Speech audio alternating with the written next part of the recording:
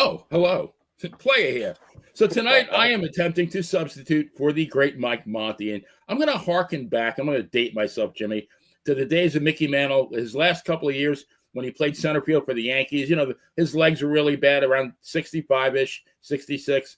And by then, right around the eighth inning, there was a Scrubini. And I don't know if you remember Dick Young from the New York Daily News. Anybody who had a number over 50 was the Scrubini. But the guy named number 53, his name was Ross Moschito, would spell the great Mantle in the outfield, and he was aptly nicknamed Mickey Mantle's legs.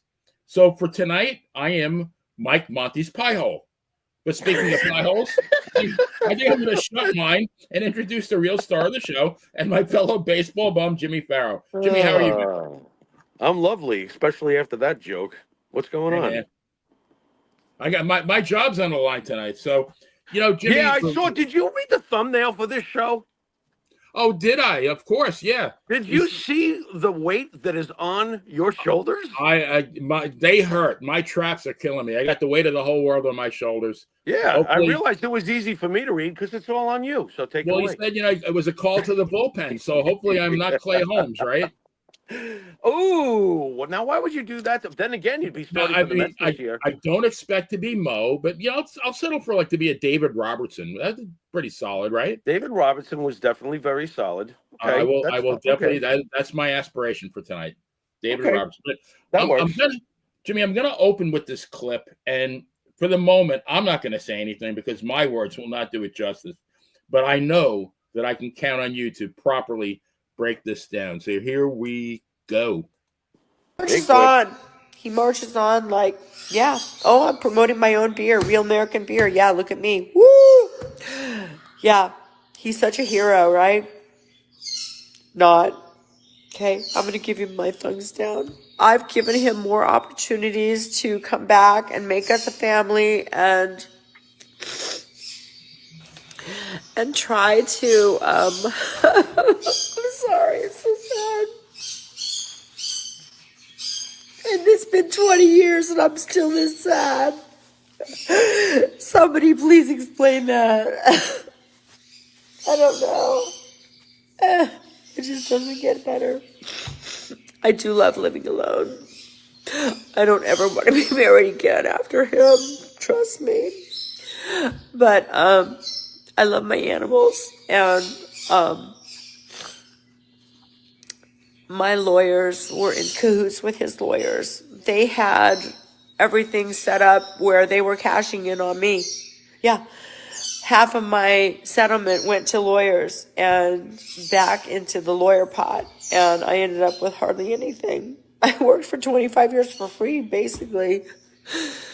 And then the settlement that Terry got for fucking another friend's wife behind my back. Yeah, he got $30 million for that. Mm-hmm. Yeah, how does that make you feel, right? It's really just not about the money, though. It's that I've given him the opportunity to try to make things right with my daughter and try to make things right with my son and help him. But yet he's just like, here's a little bone, here's this little chip, here's a little something for you. He treats everybody like they're his ex-wife. Here's a little cookie for you, here's a little cookie for you. Like, we mean nothing to him. I meant nothing to him, even though I earned a $20 million empire with him by I don't know what the fuck we got divorced, 2007, whatever, 2007. We had like a $25 million empire. And when I met him, he was in a fucking piece of shit car, living in Minnesota with a roommate. He had no money. Okay, yeah, he was in the Rocky movie. Who knew where that would go? Who knew where that would go? Who knew? But, yeah, we hooked up before that, and then all of a sudden, it just ignited, right? So it wasn't after that, it was before that, but...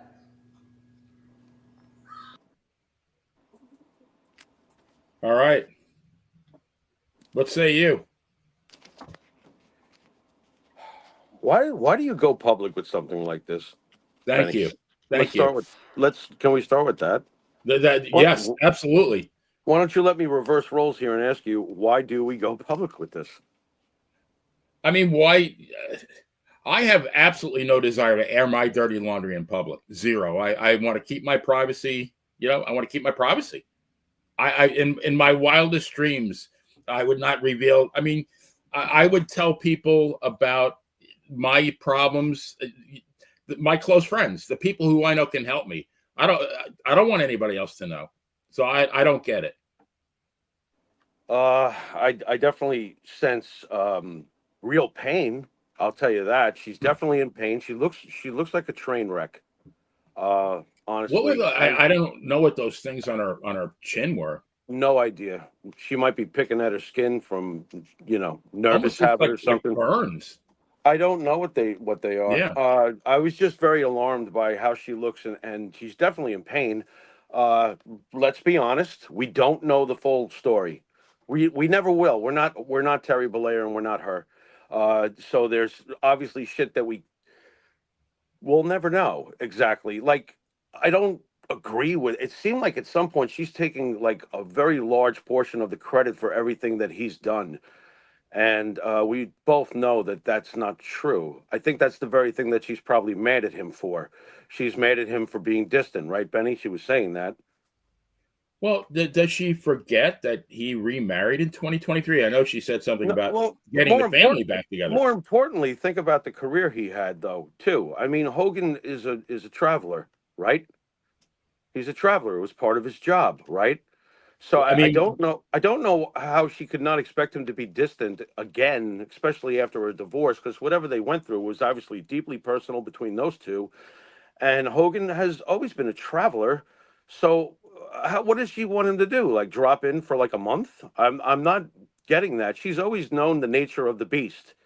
So I'm a little surprised. Number one, why would you go public? I know for a fact that plenty of ladies in the business that respect this business would never go public with something like that. No. What are you doing? It looks like a sad train wreck, and I'm not surprised that Hogan is not around all the time. Why would anybody be surprised at that? Let's be realistic here. Right. He's still Hulk Hogan, and he's still moving around best he can. After how many operations for the leg drop for the sake of a pop for the fans? He's still a very high-profile public figure. Yeah, and from what I know from behind the scenes and everything like that, Hulk is a very, very respectable person. He does get the business. He does know who's who and who did what, and he's respectful to people much more than he ever gets reported for. Obviously there's always a smear campaign with him. Do I feel bad for her? Yeah, of course I do, because again, I don't know what the situation is completely between those two, but at the same time, you got your money, you got your settlement. What do you expect from Hulk Hogan? It's just, and better yet, don't go public. I really don't want to be talking about this. No, my understanding, Jimmy, is she, when they got divorced, she got the majority of his money, didn't she? Right, and that's the other thing. She goes, it's not about the money. I can't stand when people say that, because it's about the money. It means it's about the money. Yeah, it is about the money, And as far as him, of course, morally, that's wrong. I'm with her on that portion where he went and got secretly taped and all that other shit and won his lawsuit. You know what I'm saying? But he should have won his lawsuit.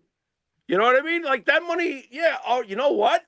Maybe on a moral level, maybe Hulk should have tossed her some money from it. You know what I'm saying? I would have been like, all right, I fucked up. I know we're divorced now. You know what?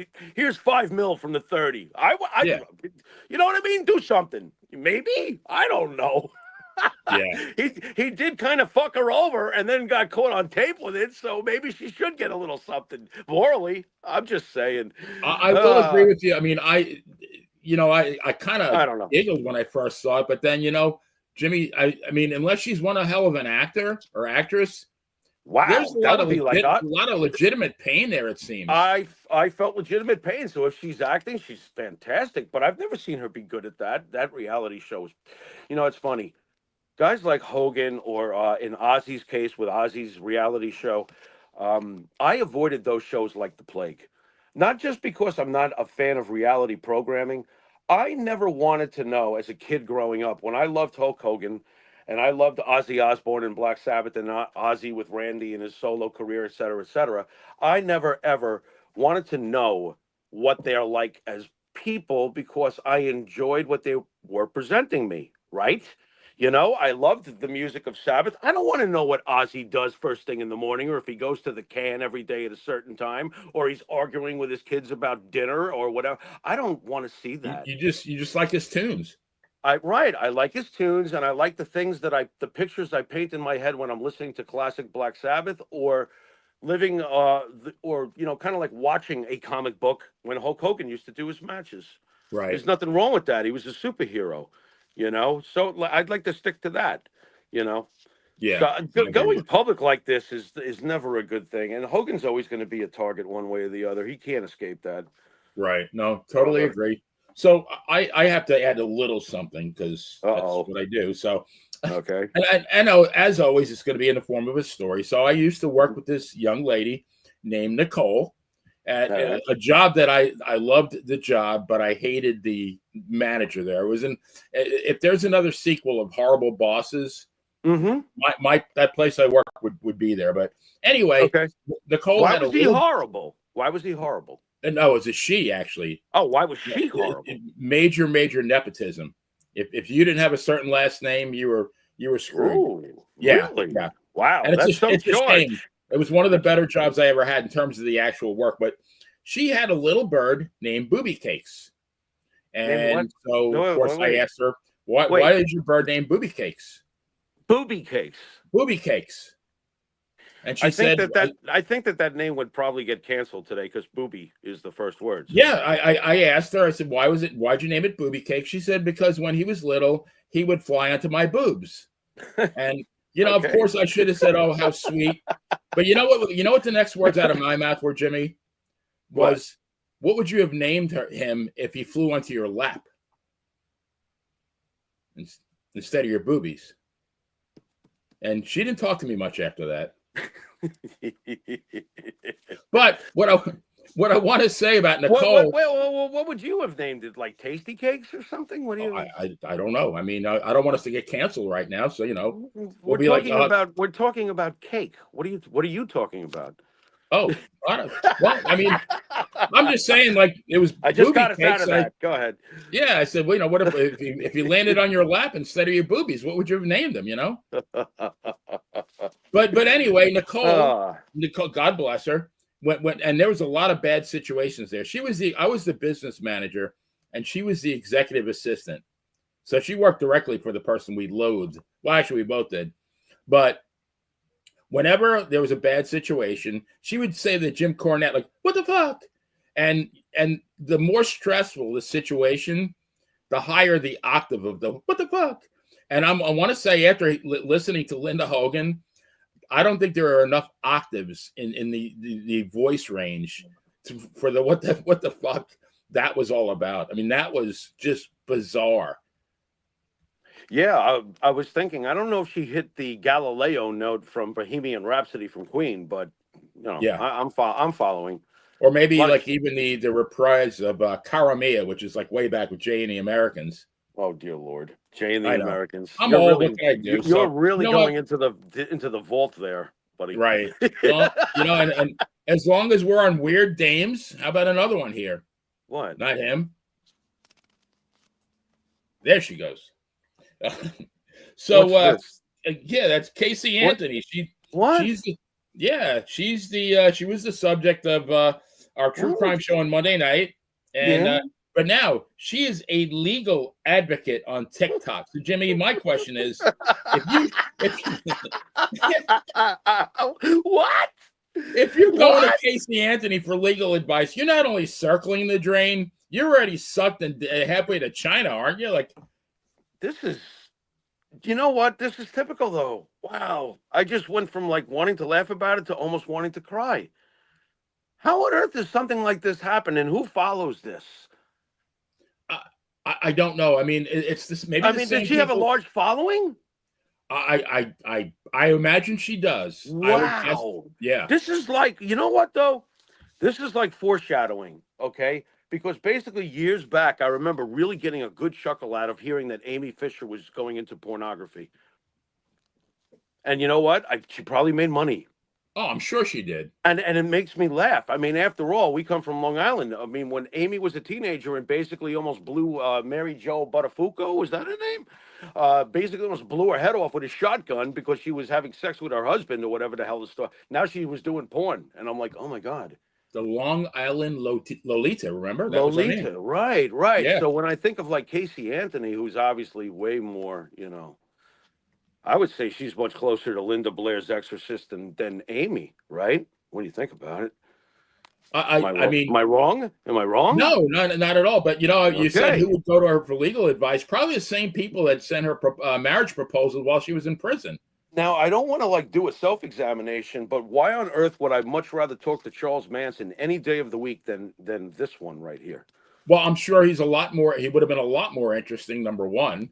Right. We could jam. You're forgetting the guitar. Well, yeah, you could do some tunes. Exactly. Right. Right. Look at your game, girl. We could do that. Yeah. That would be cool. You know what? I hate to twist it into a joke, but this is very twisted, and I'm not really surprised because we've been doing the twist for a while, right, Chubby Checker? Yeah. I really thought this lady would just go away. She was lucky enough that she got off, and how'd that happen? Live a quiet life in like Steubenville, Ohio, and maybe I don't know, get married and have kids, and no, maybe not that, but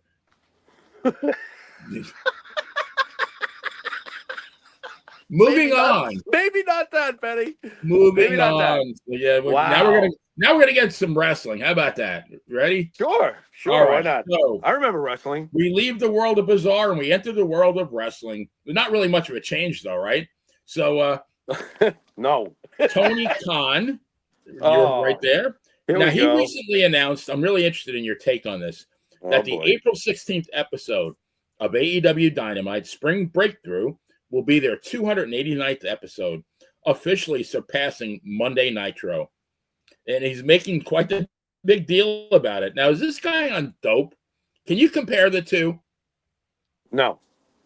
There's really no comparison at all. I mean, maybe the the number you can, right? I mean, but maybe the quantity, but how about the quality? Well, when he does something like this, he just wants to convince whatever fan base he does have, and in comparison to WWE numbers, we already know that that's not really much of a contest now, is it? No.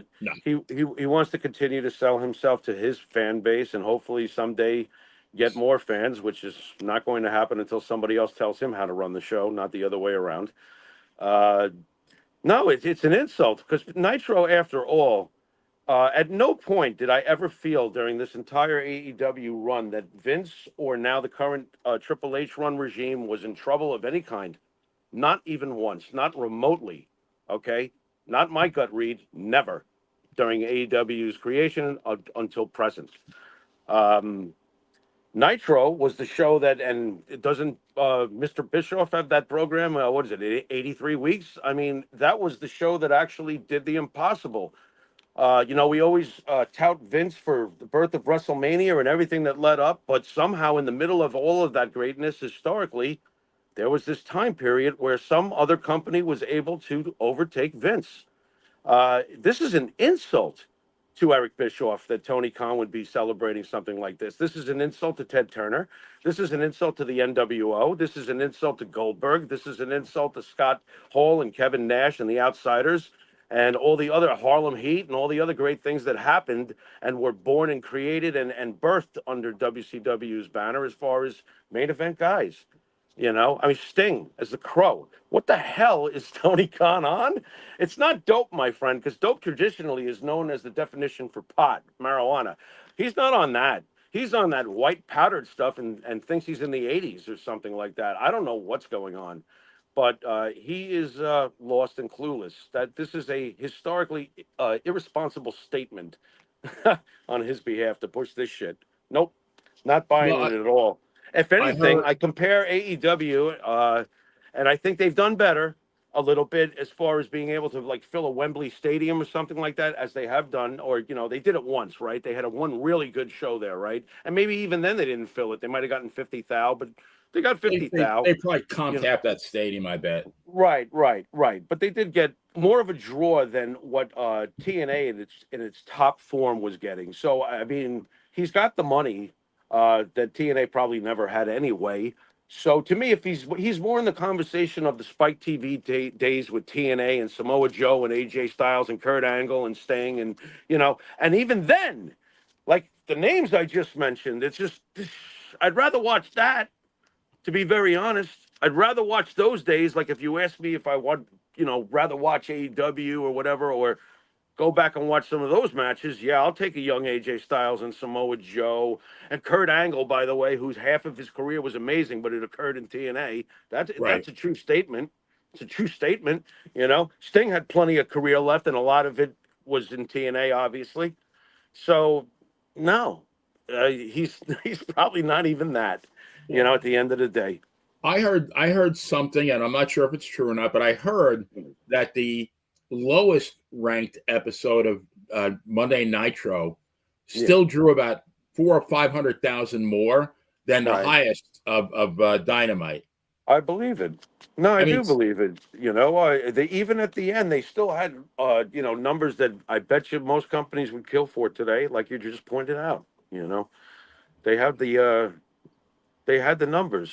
They really did. At the end though, it was a terrible product though. WCW at the end was much worse than what I got to be honestly. At the end of WCW was worse than what I see on AEW. It was bad. WCW crashed and burned, man. It was really bad by the end. I mean, to me, it's just a number. Like, I mean, if Johnny Knuckles hit 68 home runs for the Sheboygan Scumbags and like the Wisconsin, one AAA league, does that really mean anything? I mean, he out-homered Maris, but so what? Right. It's we're talking levels. It gets back to levels, which Mike and I were discussing last week. As far as where you are in the business. And I do consider AEW a major league, but it's not the major league. There's, I obviously consider New Japan a major league, but it's not the major league. Correct. If you understand what I'm getting at, there are other wrestling is still got a little bit of that left, where another company does mean something. I mean, to a purist fan, New Japan still means something to me.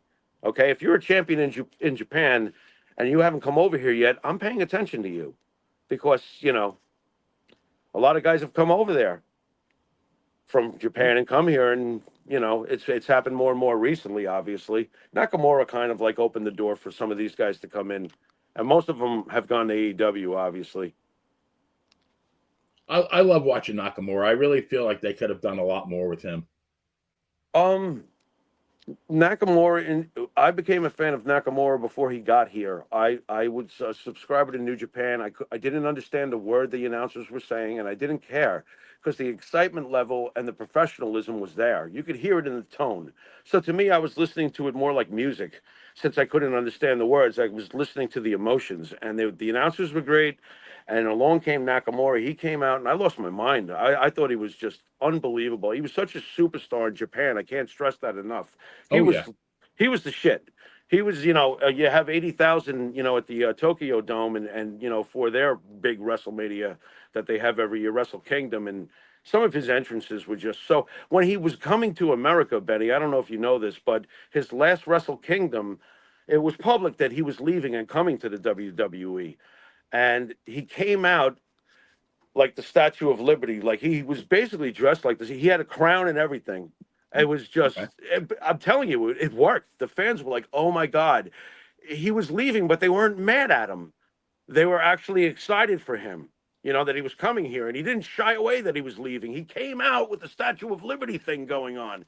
And I thought that was really great theater because there was, like I said, about 80,000 people there. When Nakamura first got here, amazing. He was great. NXT, he was incredible, and then he comes up and he wins the Royal Rumble. Let's not forget that. He did win a Royal Rumble. I was there the night that he lost to Jinder Mahal. And that was the beginning of the gray area that Nakamura has found a way, like Dolph Ziggler did for many years, if you know what I'm getting at. He has found a way to accomplish great things. He's won every belt, Benny, outside of the world heavyweight title. Which I think they should have given him a run. Well, that the time to do that was with Jinder.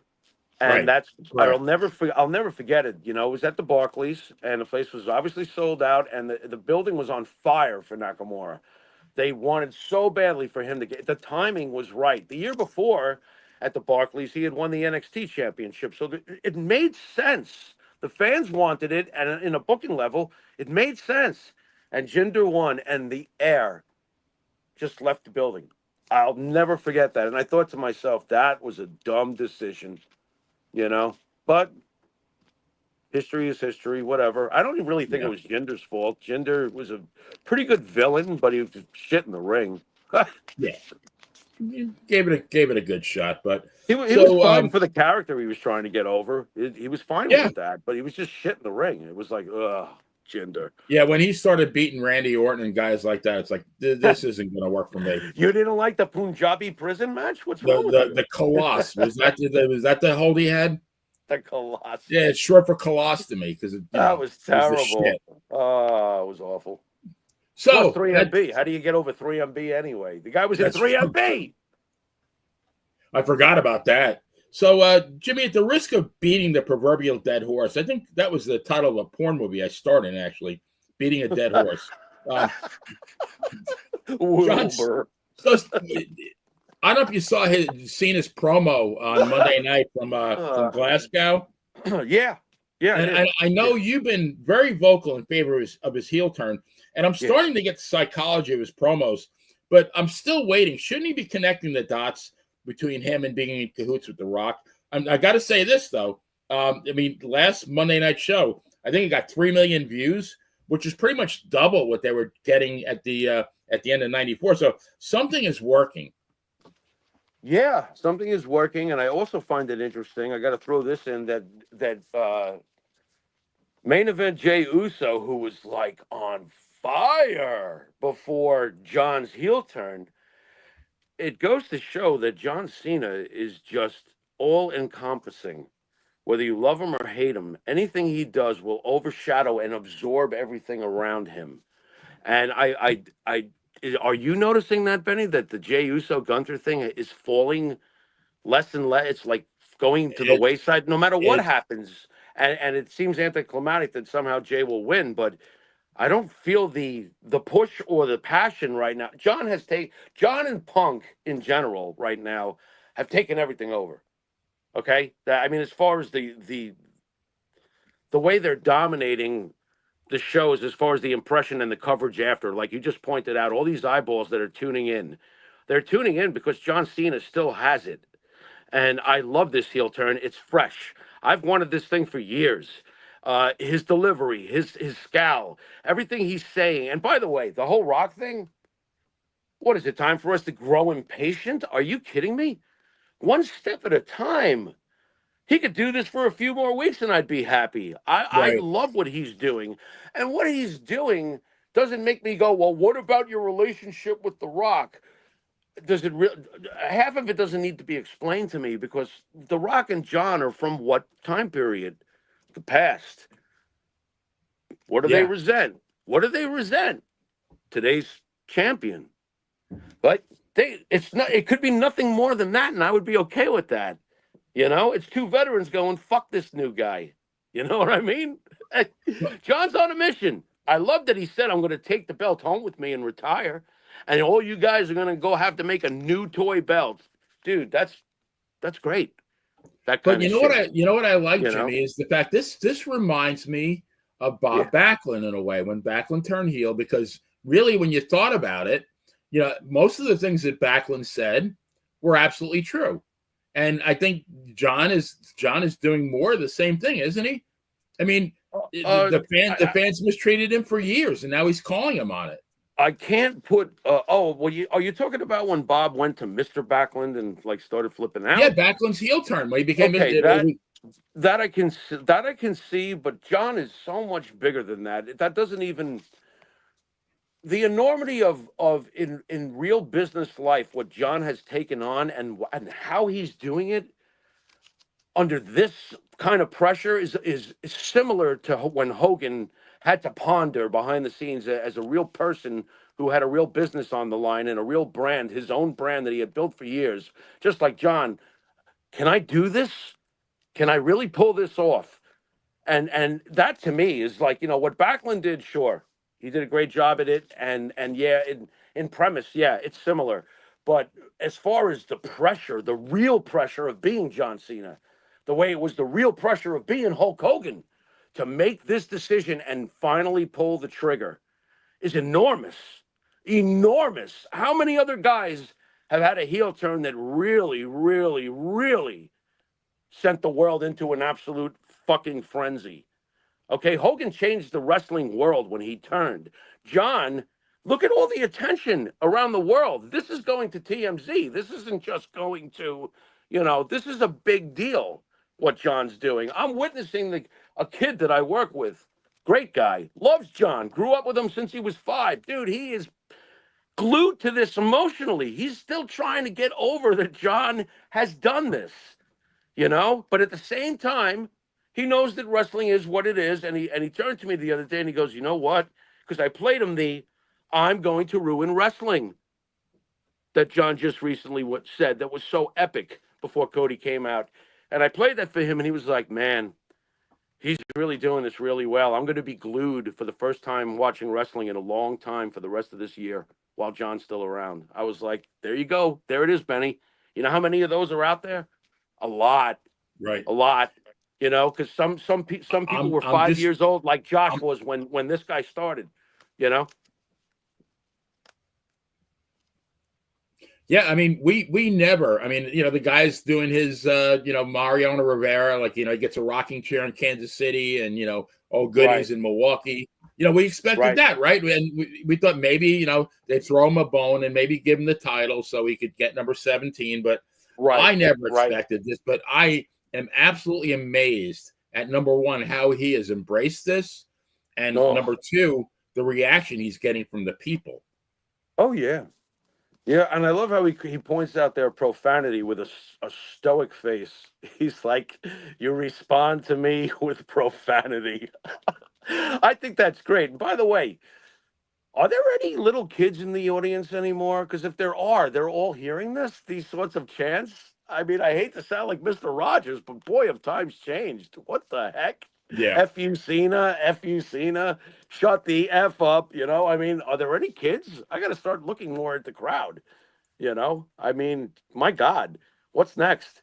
I got to say, though, these overseas crowds, though, they are really, I mean, they're very animated.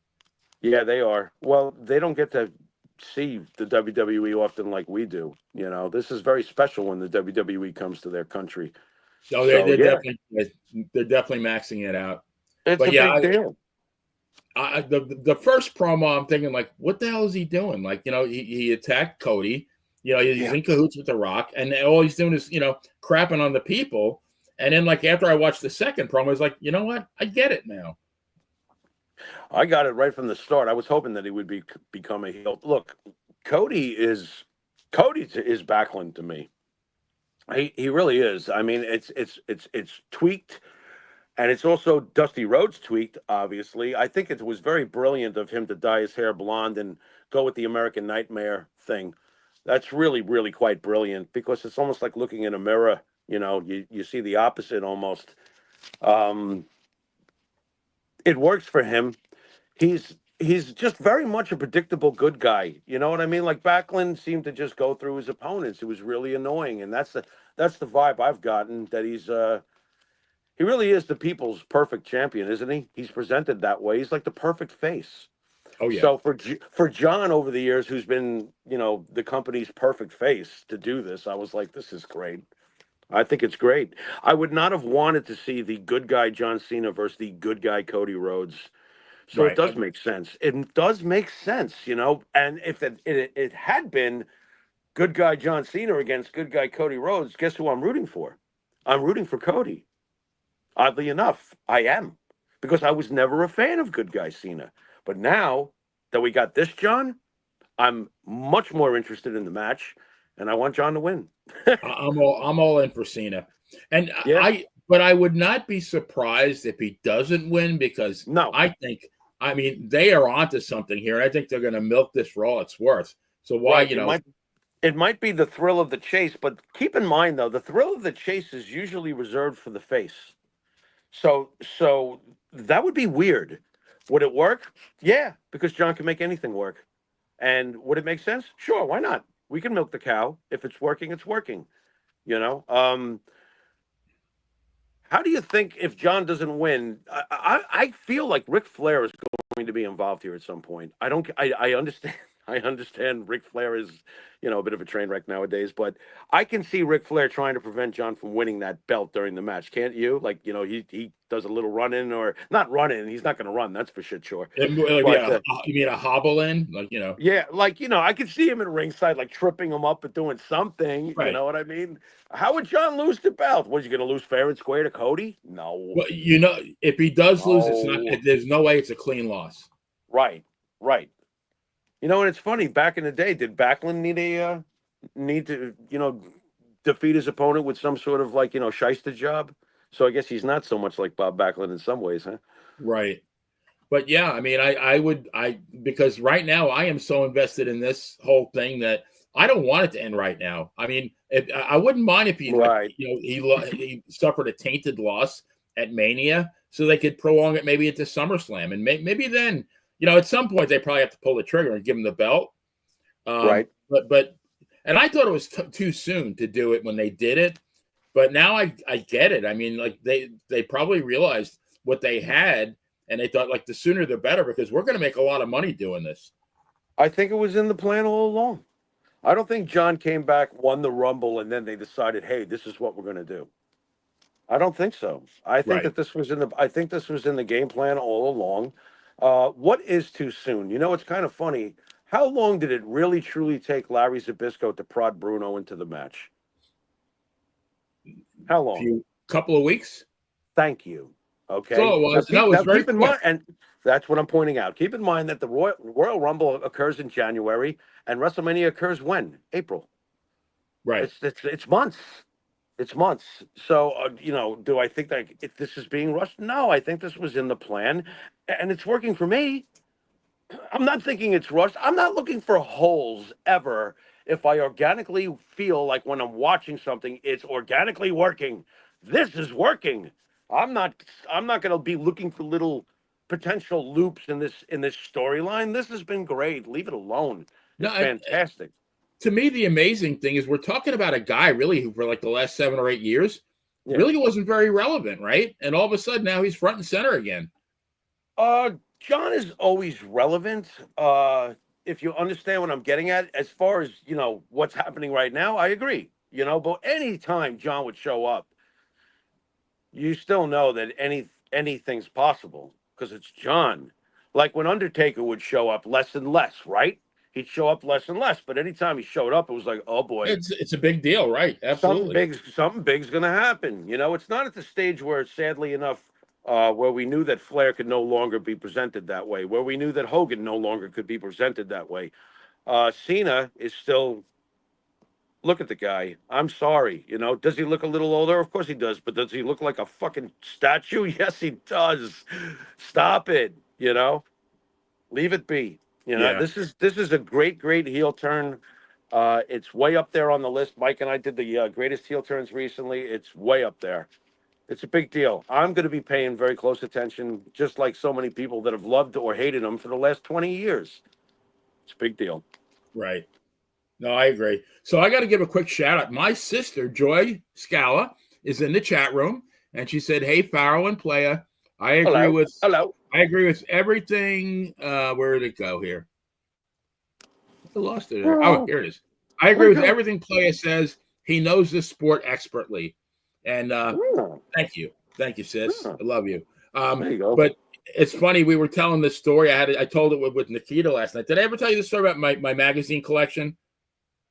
Yeah, I heard it on the show. That's torture, bro. But I had, what? My mom threw everything out. Really? I had everything up in the attic for years, and half that shit's gone. I was just like, whoa, we needed the room. I'm like, do you realize what you chucked out? Yeah, I It mean, was- having to, rip up my entire 100 and I think 27 magazines yeah, and throw them in a that's trash can. I even asked him, I think, like, could I maybe like go to the hospital and give a kidney instead? Because that would have been easier. yeah, that's rough. That's It, rough. it, I don't know about the the part that worries me was the part where you have to rip every single one of them up. Can't you just take them all, throw them in a bag, and put them in? Why do you have to rip that? Is it I guess maybe they figured 127 I times? chase down the garbage guy. Who knows and get him back. 127 times you had to feel the pain of having to throw these out by ripping them. That's I mean, horrible. it was like I was ripping my heart apart, literally. That's It rough. was very rough. It was brutal, but That's rough. I yeah, got it a was just kick out of though why you got punished because you would always do professional wrestling moves on your bro, right? yeah. I was 14, Right. he was 8. Yeah, I Yeah. just leaned too far back into a Boston Crab, Yeah. and he screamed just a little bit too much, and yeah, that was it. That was that. Well, my younger brother, unfortunately, this happened back in the day. I was just getting into the wrestling. My brother's 3 years younger than me, but he's big. To this day he's over 400 pounds. He's big, and he was big then too. He was just big. I think I was maybe 14, and he was 11 going on 12 or whatever it was, and we were doing wrestling with the next door neighbor, and I asked my next door neighbor. I says, "You know what a pile driver is?" Because he wanted to know all the wrestling moves. He used to go with me to the Comac Arena to watch Andre the Giant, Ken Oh, Patera, and all nice. that stuff. Okay. Yeah, the next door neighbor. So I got him into wrestling, and he was asking me about all the moves, and I was demonstrating them. My brother comes over. He wants to get involved. And I said, "You know what a pile driver is?" And Christopher was like, "No, no, what is it?" And I was like, "I'll show you." I was like, "Come here, Stu." And I screwed it up. I screwed it up because he was very big. My brother's big, and I underestimated on the way down. You Did know, he it was land on just, his noggin? hey, I'm 14. You know, what are you gonna do? We're stupid kids, you know. And he went boom on his noggin, and when he got up, he was red as a tomato, and he started like he looked at me, and he's like. And he like ran off. I'm like, oh shit, I'm dead. I got my head handed to me by my father. You know, I Yeah. was like, oh boy, I'm dead. You know, so no, don't do pile drivers in the backyard with your friends. It's Or Boston and your crabs siblings. when your Yeah, parents are at home. yeah, it That's the gets you in a lesson, lot of right? it gets you in a lot of trouble.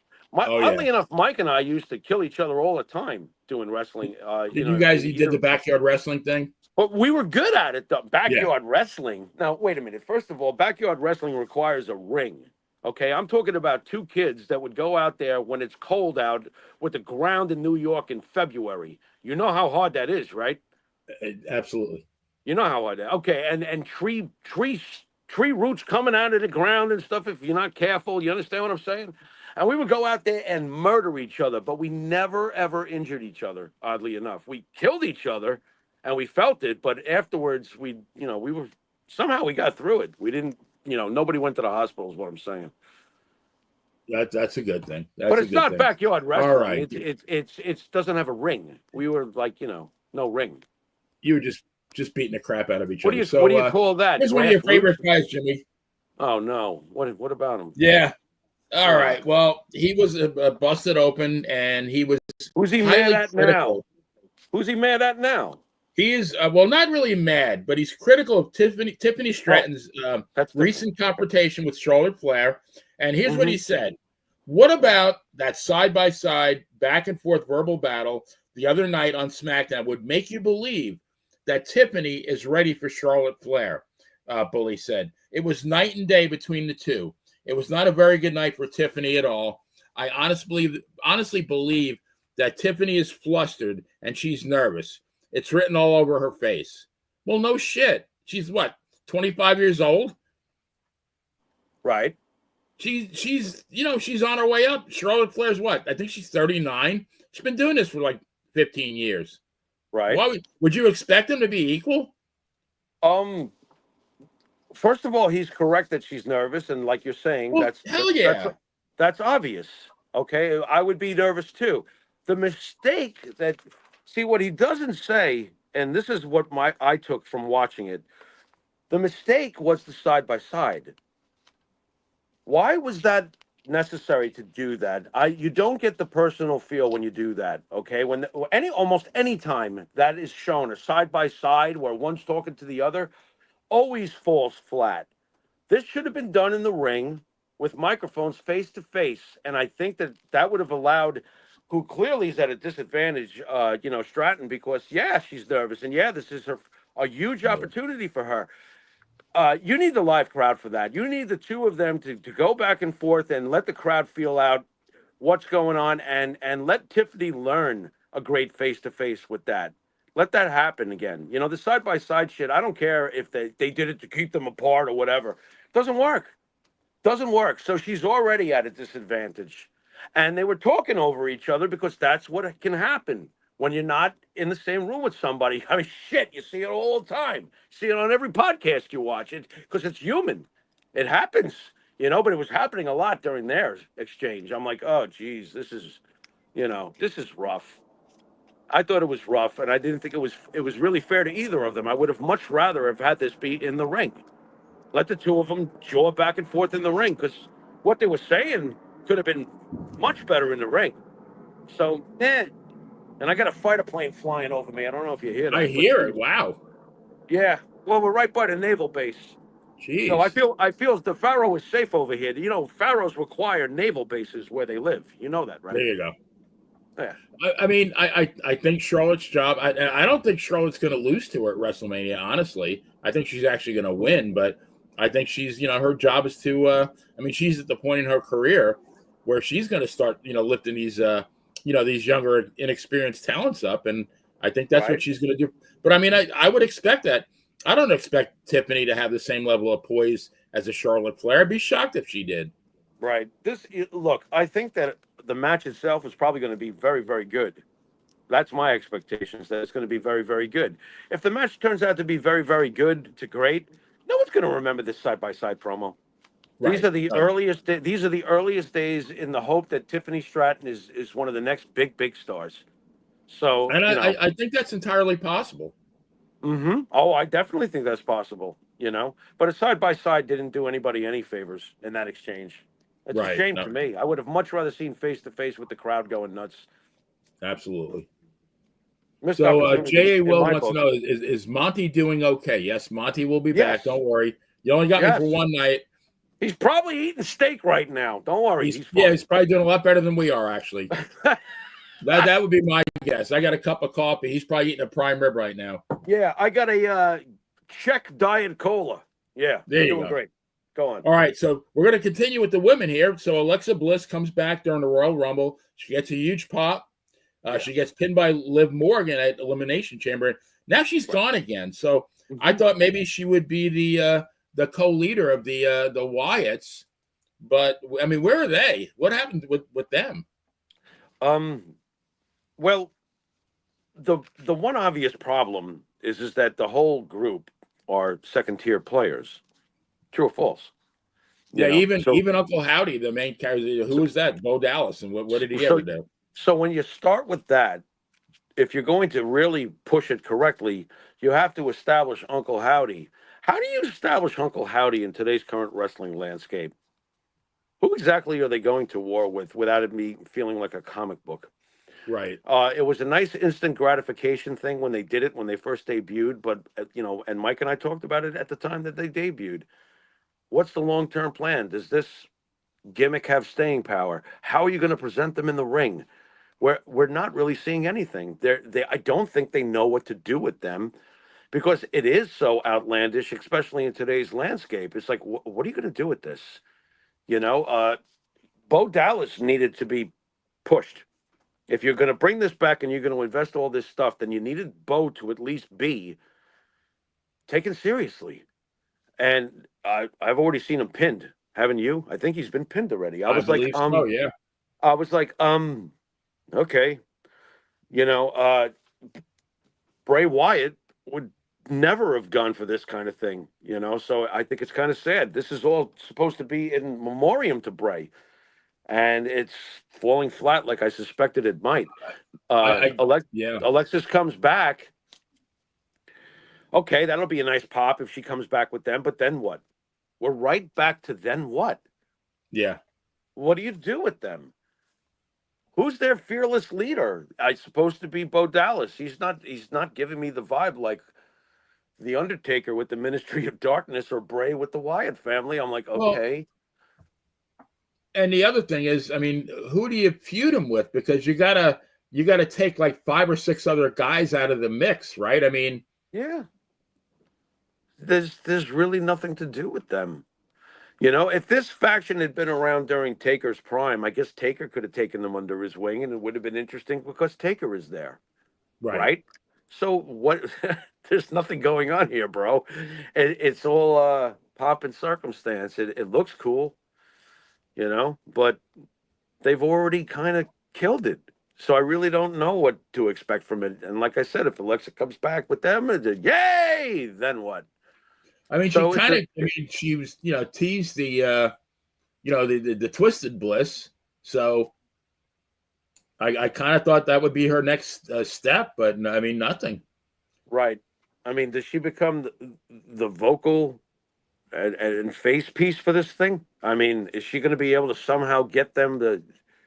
You know, what's funny. I mean, there's always hope for a faction. Like when Judgment Day first started, they absolutely sucked. Correct. Oh yeah, big time. And then they eventually found the right niche, and everything was fine. But this is different. This gimmick itself makes it so Elijah. You know, you're cornered with a gimmick like this. It's like Right. you got to have your guitar when you're Elias. You got to have spooky stuff when you're this. It's too cornered nowadays. That's why we don't see the specialized gimmick very much anymore. You know, what would you do with the missing link today? What would you do? Do you understand what I'm saying? Some Yeah, things are just not cohesive in today's wrestling landscape, and this is an oddball, and they don't really know what to do with it. I think The that's end. it. I think they're really trying to, recapture the magic of Bray Wyatt, but none of No, those you guys are can't. Bray Wyatt. That's the problem. Can't you can't do that. And if you were going to present this with Uncle Howdy, then you needed to push him as a Bray Wyatt. Otherwise, I have no idea why any of this is happening. You know what I'm saying? That was my expectation. I thought to myself, see, I've always felt that Bo Dallas was an untapped source of entertainment. Going back to his NXT days, and I always felt like he never really got a chance to show those things that made him work when he was working at that level. I hope that he would have at least been pushed. You know, when he was getting the angry, psychotic breakdowns, those early promos of Uncle Howdy where he was talking to himself, and you'd see shades of Bray. And I would go, okay, this is cool. Where are we going with this? But where have we gone with it? We pulled the plug. Bo's taking pins. I don't know what's going on. You've ruined Right. it. He needed to be pushed like Bray, at least on the card. It's like you can't have it this way. It's secondary. At the end of the day, it's all secondary players, and they kept Bo in the secondary player role. So how can the group ascend? It Yeah. can't. I It guess they can't. figure he's not going to have that same kind of charisma as his brother did. I don't think it's fair. I think they should have figured out a better game plan and tried to Yeah. do something with it. Yeah. What are you doing? Oh well. All right, next here we got former WWE superstar Brian Adams, aka Crush, aka a couple other things too, right? Was signed to a posthumous Legends deal by WWE. They apparently reached out to his son Royce, and WWE takes a lot of shit, but I thought this was really a classy move on their part. It's very surprising. How does something like that happen? Like, where they even reach out? What made them reach out? Yeah, I think about stuff. they reached stuff like out, that. probably. Yeah, very interesting and very nice. Yeah. I and this story will be gone next week, right? Right. Is that what you're getting at? No, I mean, I just, I mean, nobody's going to really harp on it, but I just thought, I mean, Right. he died very young, and Yeah. I thought it was a very classy move to do something like that. They didn't have to do that. I mean, they do a lot of things behind the scenes. I mean, how many of what's her name's? I can't even think of her name now. Sunny. How many other rehabs did they pay for of hers? Well, when we had Scott Hall in, he said the same thing. Vince sent them there, I think 8 times or whatever it was. It was a lot. I mean, of times. I know with Sunny, a lot of times she was no longer under contract with them, and they still paid for it. Right. So yeah, but George Steinbrenner was always vilified, and we both know all the things he did. You know, he did Absolutely. Yep. a lot of nice things for a lot of people. You know, but that's not a sexy sell. You understand? Correct. So it's fashionable to find only the negative with the WWE, especially Vince, or with the Yankees in the past, George Steinbrenner, or with the current Dallas Cowboys, Jerry Jones. Nobody's going to say anything good about Jerry Jones. That's not fashionable. Jimmy, it's easy to hate people who are successful. Absolutely. Especially if you're not. Right. Can I be the wrestling nerd for a second? Absolutely. Crush bothered me seeing Crush, because Crush was the third member of my favorite tag team of all time. And I was like, what are you doing here? Is that wrong with me? Yeah, like what's wrong with this picture? Yeah, like which of these do not belong, right? Yeah. Like, God rest his soul, but the Road Warriors, and here's Draws, and I'm like, Just what are you doing here? It didn't work. I agree. What do you do? And then Heidenreich, remember Heidenreich? Oh boy. Oh God.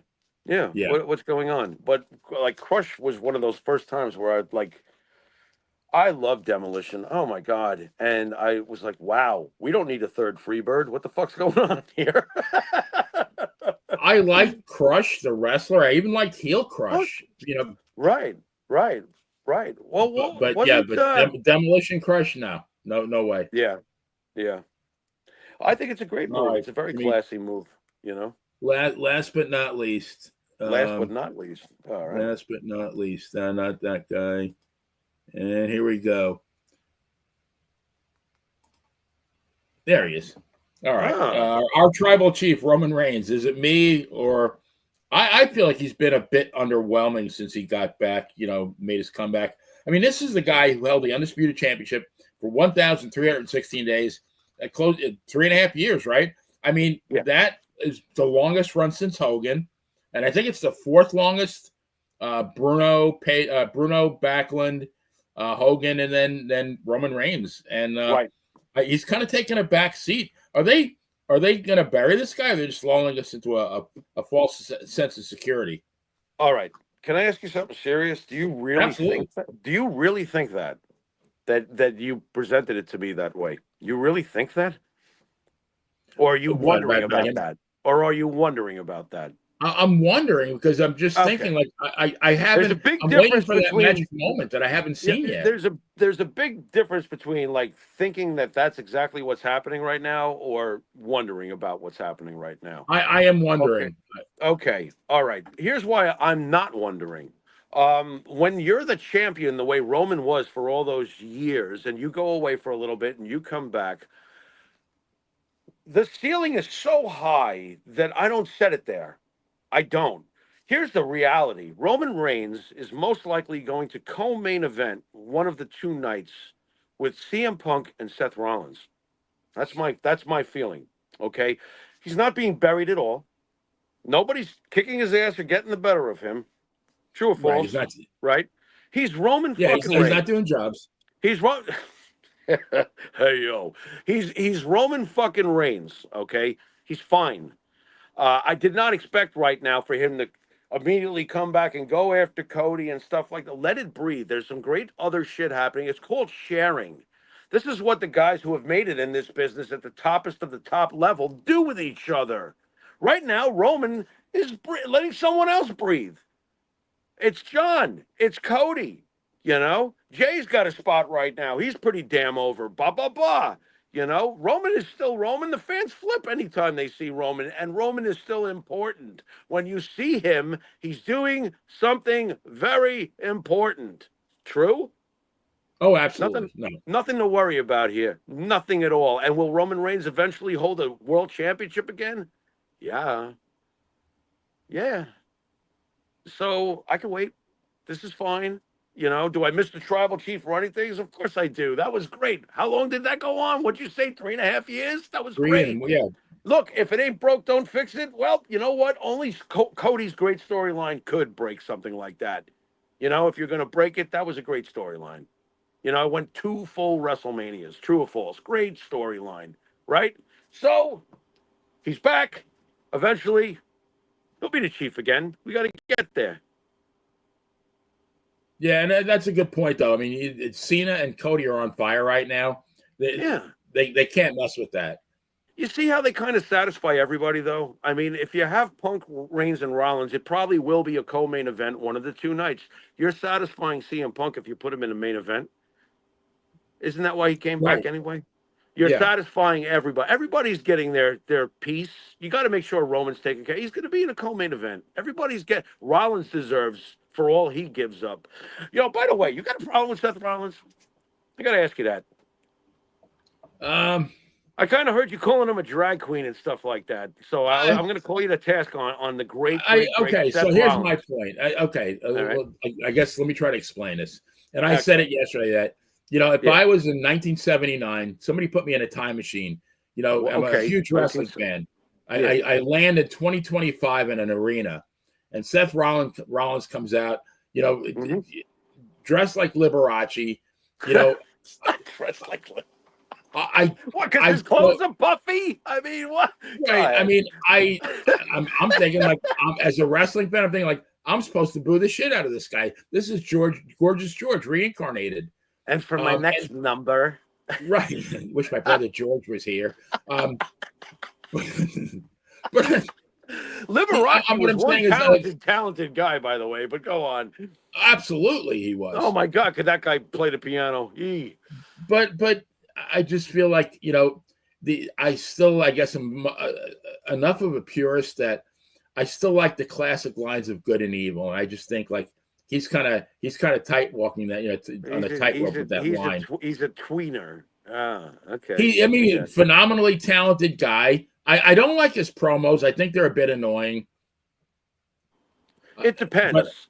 It depends. But he's immensely popular. I'll give him that. Yeah. And he's come on. What about his ring work? Jeez. Oh no! In the ring, second to none. Phenomenal. Exactly. At the end of the day, and I don't think his promos do anything to hurt his. Look, his presentation is just fine. It's just fine for today. If you put him in 1979, I will remind you that Dusty Rhodes used to prance into Madison Square Garden with the boa feathers on before Jesse. That's right. Yeah. Come on, jiggly wiggly with the, geez, So I guess it would. I don't think visually Seth would be such a shock, even all those years ago. The thing that separates entrances today from yesteryear is the damn music. Everybody just likes going, whoa, or whatever the fuck they're doing. Or yeet, Yeet is the prime example of I've just never seen anything so simplistic make someone get to the top of the card. Somebody's going to win a world championship against who I think is one of the greatest wrestlers over the past 25 years because of a one word and an entrance. Just once, and Vince used to do it though. Just once, I'd like to see Triple H go, you know what? Nope. And Gunther fucking wrestles him to death and beats him the way Gunther beats people. I would love that. This is a payback for what we did to you with Sami Zayn. You get to squash Jey Uso's push. I'd love that. If Cody wins, if Jey wins, I think the fad kind of dies. I don't think. Everybody got what they wanted. I think you're right, but there'll be this like little short title reign that kind of stinks and dissipates. You know what I'm saying? That's right. That's how it will kind of die. Because I think just like with Kofi, I don't give a crap. You did not need to put the strap on Kofi. No. I don't look at Jey Uso and go, yeah, there's a world champion. I don't. Too bad. I don't care how over you are. There are plenty of other people in the look. If that was the one that was making the company survive, like sometimes in the old days, yeah, you push them. But when you got a locker room filled with what the WWE locker room is filled with, no, I don't necessarily have to push this guy to the moon and put the world title on him. No. Some of the guys who were most over never even held that damn world strap, whether it was Roddy or whether it was Scott Hall or whoever. Jake Roberts, Jake Roberts. We could go on and on. You don't have to. Yeah, I'd love it if Gunther beat his ass. I would love that. It would be like a nod to the old days. Like, yeah, you know what? He's bigger. He's badder. He's more skilled. He shouldn't lose. He wins. Wow. How sporting would that be? That would be for the great sport, like Gunther always says, for this great sport. I'd love that. But that's not what's going to happen. Come on. I want to go like this. I want to go like this, Benny. I want to go like this. Yeah. You know? For like a month.